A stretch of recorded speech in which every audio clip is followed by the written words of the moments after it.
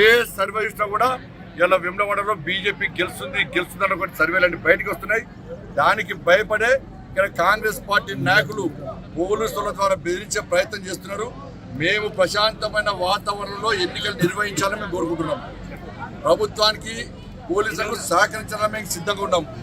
దాన్ని పిరికితనంగా భావిస్తే మా దమ్మెందో బీఆర్ఎస్లో గెలుసు, కాంగ్రెస్లో గెలుసు, పోలీసులో గెలుసు. నేను హెచ్చరిస్తలేను, నేను రిక్వెస్ట్ చేస్తున్నా. ఇలా పబ్లిక్ రాకుండా ఆపితే ఆగిందా? పబ్లిక్ మా వాళ్ళను బెదిరించి నామినేషన్ విత్డ్రా చేసుకుంటే విత్డ్రా చేసుకున్నారా? కాంగ్రెస్ పార్టీ ఇక్కడ గెలిచేది 3-4 గంటలకు ఎక్కువ గెలవదు. బీఆర్ఎస్ పార్టీ అడ్రస్ లేదు. వాళ్ళిద్దరూ 2-3 స్థానాల కోసం కొట్లాడుతున్నారు. మేము చైర్మన్ స్థానం కోసం మేము కొట్లాడుతున్నాం. కాబట్టి వేములవాడ ప్రజలందరికీ విజ్ఞప్తి చేస్తున్నా, మీరు మోసపూరితమైన మాటలు, మాయ మాటలు నమ్మకండి.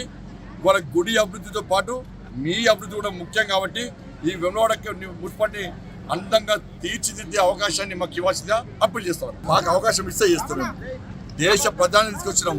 ఇవాళ మాకు అవకాశం ఇస్తే మేము అన్ని రకాల సదుపాయాలు తీసుకొచ్చే ప్రయత్నం చేస్తాం. ఇవాళ కనీసం ఆగమ శాస్త్రానికి సంబంధం లేకుండా, సంస్కృతి సంప్రదాయాన్ని పక్కకు పెట్టి ఇలా ఏం వాస్తు ఏం సంబంధం లేకుండా చేసి మొన్న సమ్మక్క సారలమ్మ జాతర వస్తే కనీస సౌకర్యాలు దాని గురించి మాట్లాడమని చెప్పండి. బండి సంజయ్ గారికి టెస్టింగ్ చేయాలని ధైర్యం ఉంటే నువ్వు ఏ ఊరంటే ఆ ఊరికి నీ పార్లమెంటులోనే మీ ఊరికే పోదాం. బండి సంజయ్ గారి ఊరికి పోదాం. ఒక 60 ఏళ్ళు 70 ఏళ్ళ ఒక తాతనో అవ్వనో అమ్మనో అడుగుదాం. ఆమె ఏం చెప్తుందో ఇందిరాగాంధీ గారి గురించి విందాం. దానికి నువ్వు రెడీనా? బండి సంజయ్ గారికి కాంగ్రెస్ పార్టీ సవాల్ చేస్తుంది. ఈ వద్దు, ఈ కోతలొద్దు, కోతల రైడు అయిపోతావు నువ్వు. పేరు మార్చాల్సి వస్తుంది మళ్ళా నీకు. Your ready? ప్రాక్టికల్గా మాట్లాడదాం. నువ్వు మమ్మల్ని తిట్టుంటే మేము ఇంత సీరియస్గా అడగం, నేను ఛాలెంజ్ చేయం. నువ్వు ఇందిరాగాంధీ గారి గురించి మాట్లాడినావు. ఇందిరమ్మ ఇల్లుకి పైసలు మేము మోడీ గారు చెప్పి ఇప్పియమని అంటున్నావు నువ్వు.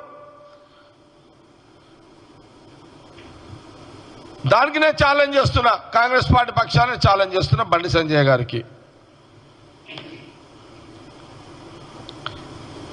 బండి సంజయ్ గారు, బీజేపీ నాయకులారా, మీ నాయకులకు ఈ దేశంలో ఈ చరిత్ర ఉంది. మోడీ గారికి ఈ చరిత్ర ఉంది, అమిత్ షా గారికి చరిత్ర ఉంది, ఇంకోరికి ఈ యొక్క త్యాగాల చరిత్ర ఉంది అని కేంద్రంలో బీజేపీ నాయకులకు ఒక్కరికైనా మీరు చెప్పగలరా? ఛాలెంజ్ చేయగలుగుతారా కాంగ్రెస్ పార్టీ కార్యకర్తలతోటి? మీరు